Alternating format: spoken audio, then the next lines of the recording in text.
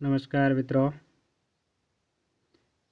आज हम करेंगे प्रश्नोत्तर कक्षा 10वीं की पुस्तक है राजस्थान का इतिहास एवं संस्कृति के दूसरे पाठ के। दूसरा पाठ है राजस्थान के संत एवं लोक देवता एवं संत, जिसके दूसरे पाठ के प्रश्नोत्तर करेंगे। पिछले वीडियो में हमने दूसरे पाठ को विस्तार से पढ़ा और जो पुस्तक में आज अभ्यास प्रश्नोत्तर दिए गए ये करेंगे आज हम। पहला सवाल है, राजस्थान में कौन पंच पीरों में शामिल नहीं है? यानी एग्जाम का सबसे फेवरेट सवाल है, कौन पंच पीरों में शामिल नहीं है? तो यहाँ तेजा जी है, वो पंच पीरों में शामिल नहीं है। इन गोगा जी है, पापू जी है, रामदेव जी है, ये पंच पीरों में शामिल है। तेजा जी का जन्म किस जिले में हुआ? यानी तेजा जी का जन्म हुआ था नागौर में, खड़नाल ग्राम में 1073 ईस्वी में। धन्ना किसके शिष्य थे? तो संत धन्ना, जिनका जन्म धुवन गांव टोक में हुआ था 1415 ईस्वी में, ये रामानंद जी के शिष्य थे। किसके थे? रामानंद जी के। विष्णोई संप्रदाय के प्रवर्तक कौन थे? जाम्बोज जी। यानी 1485 ईस्वी में विष्णोई संप्रदाय का आरंभ किया जाम्बोज जी ने। अति लघुत्रात्मक प्रश्नोत्तर के बारे में, देव नारायण जी का मुख्य पूजा स्थल कहाँ स्थित है? तो आपको ज्ञात होगा आसिंद भीलवाड़ा में देव नारायण जी का मुख्य पूजा स्थल है। रामदेव जी के माता पिता का नाम क्या था? तो याद रखें, अजमल जी रामदेव जी के पिताजी और माता मैणा दे और पत्नी नेतल दे।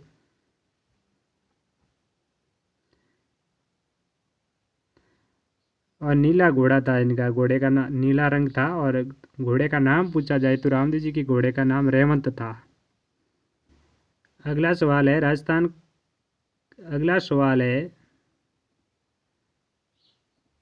राजस्थान का कबीर किसे कहा जाता है? राजस्थान का कबीर दादू दयाल जी को कहा जाता है। मीराबाई का विवाह कब और किसके साथ संपन्न हुआ था? तो मीराबाई का विवाह कब हुआ? 1516 ईस्वी में। किसके साथ? भोजराज के साथ।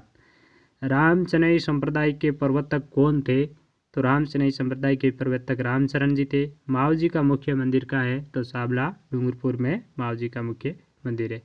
अब लघुत्रात्मक प्रश्नोत्तर है, इसमें देख तो लोक देवता तेजा जी का संक्षिप्त टिप्पणी लिखिए। तो आप तेजा जी का जन्म कहाँ हुआ? आइए तेजा जी के बारे में इस पुस्तक में जो बताया वो देखते हैं। लोक देवता तेजा जी। तो लोक देवता तेजा जी के बारे में संक्षिप्त टिप्पणी है। तेजा जी खड़नाल नागौर में इनका जन्म हुआ। ताड़ जी और रामकुंवरी के पुत्र माँ अज्ञात शुक्ल चतुर्दशी 1073 ईस्वी। पत्नी पेमल और इसका ससुर था पनेर गांव में। इसके आगे तेजा जी के बारे में देखते हैं। लासा गुजरी की गायें छुड़ाने की कथा आपको पता ही है।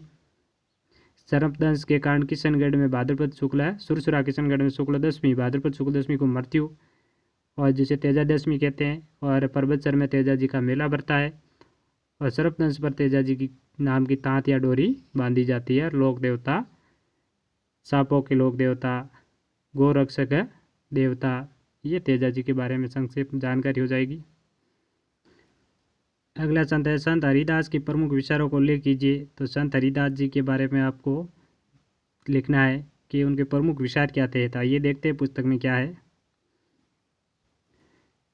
तो ये अपने संत हरिदास जी, ये आपको संक्षिप्त जानकारी लिखनी है संत हरिदास जी के बारे में। निरंजनी संप्रदाय के संस्थापक डीडवाना के कापड़ोद में 1455 ईस्वी को जन्म। मूल नाम हरिसिंह सांखला, यानी ये पूर्व में डाकू थे। और 1513 में उसे ज्ञान की प्राप्ति यानी कुरीतियों का विरोध किया, निरंजनी संप्रदाय आरंभ किया। परमात्मा को अलग निरंजन या हरि निरंजन कहा जाता है निरंजनी संप्रदाय में। और आध्यात्मिक विचार इनके राज प्रकाश और हरि पुरुष की वाणी नामक ग्रंथों में संकलित है। और 1443 ईस्वी को डीडवाना में इनकी मृत्यु हो गई। तो ये संत हरिदास जी।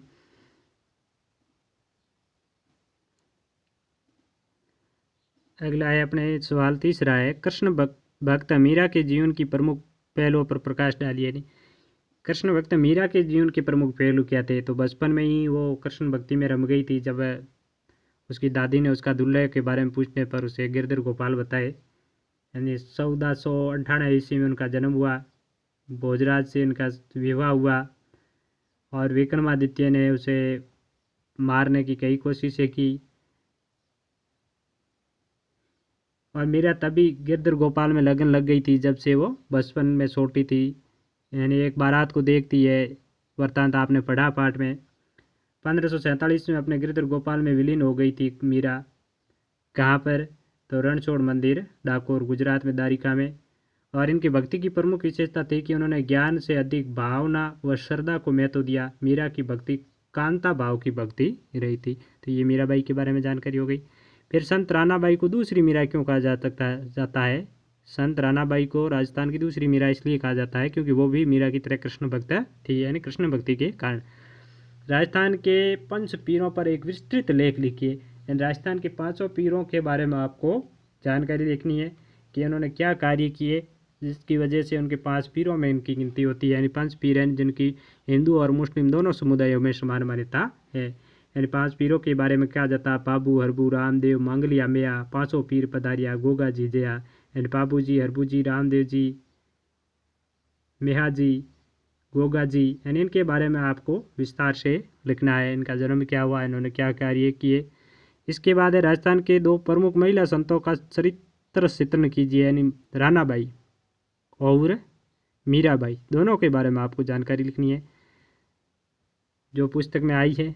मैं आपको थोड़ा संक्षिप्त में बता देता हूँ। मीराबाई के बारे में अपने चर्चा की, रानाबाई के बारे में। यानी मीराबाई की कृष्ण भक्ति के बारे में अपने पढ़ा। रानाबाई जो राजस्थान की दूसरी मीरा कहलाती है, मारवाड़ के अरनावा गांव के में उनका जन्म हुआ था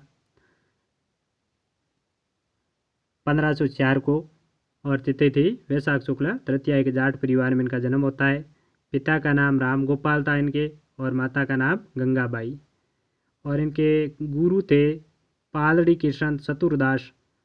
और 67 वर्ष की आयु में इनके अरनावा में ही इनकी मृत्यु होती है फाल्गुन शुक्ल त्रयोदशी को 1570 में, जिन्होंने जीवित समाधि ली थी रानाबाई ने। और रानाबाई का मेला कब बरता है? प्रतिवर्ष भाद्रपद शुक्ल त्रयोदशी को विशाल मेला बरता है। तो ऐसी थी संत रानाबाई। दादू दयाल के जीवन व शिक्षाओं पर प्रकाश डालिए। तो दादू दयाल के बारे में आपको लिखना है, यानी उनकी क्या शिक्षाएं थी और उनका जीवन कैसे बीता।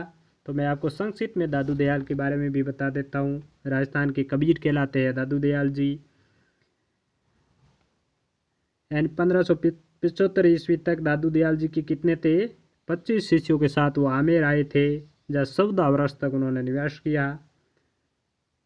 और 1602 में फुलेरा के निकट नारायणा में उन्होंने क्या किया था? देह त्याग दी बैराणा की पहाड़ियों में। कब? 1603 में। और दादू ने ब्रह्मा, जो दादू जी की प्रमुख शिक्षा है इनके बारे में, जैसे ब्रह्मा, जीवन, जगत और मोक्ष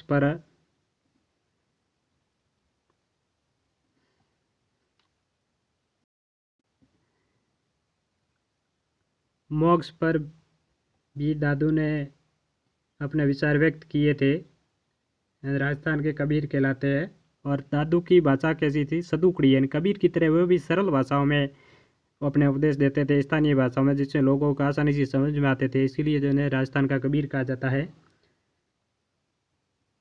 और इन्होंने रूढ़िवादियों का विरोध किया। गरीबदास, मिस्किनदास, सुंदरदास, बकनाजी, रज्जब जी, माधोदास आदि दादू के प्रसिद्ध शिष्य भी हुए हैं। तो इसी के साथ ही ये अपने प्रश्नोत्तर पूरे होते हैं। आपको आगे क्या करना है? अपने ज़िले के प्रमुख लोक देवताओं और संतों का एक चार्ट तैयार कीजिए। तो आप कमेंट बॉक्स में अवश्य बताइए अपने ज़िले के लोक देवताओं का नाम। कल्पना करिए आप रामदेव जी के भक्त हैं, आप रामदेव जी के मेले में भाग लेकर लौट रहे हैं। तो अपने अनुभव अपने मित्रों को बताइए। यानी आप रामदेव जी की जो भक्त पैदल यात्रा करके रामदेव जी के मेले में जाते हैं उसे यात्रु कहते हैं। तो क्या अनुभव रहा वो आप अपने मित्रों को अवश्य बताएं। धन्यवाद। जय हिंद, जय भारत।